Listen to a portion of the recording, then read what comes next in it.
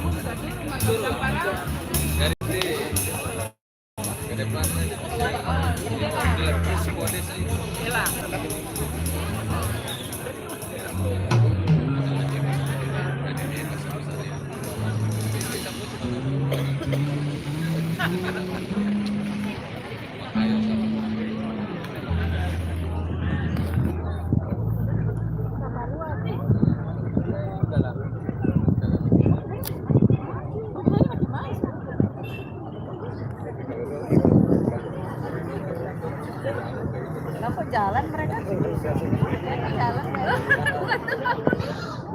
jalan jalan udah mulai.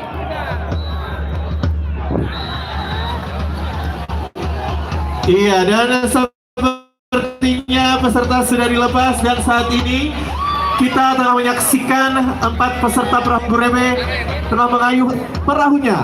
Kita akan mengetahui siapakah pemenang dari lomba ini di titik finish yang akan berada di bawah jembatan merah putih. Sampai jumpa.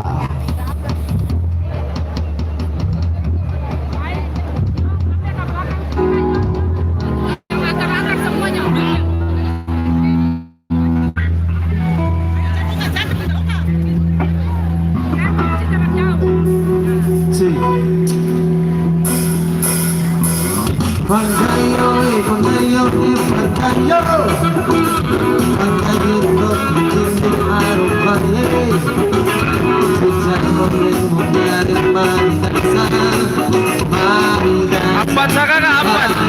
Coba bilang sa. Baru tahun pertama.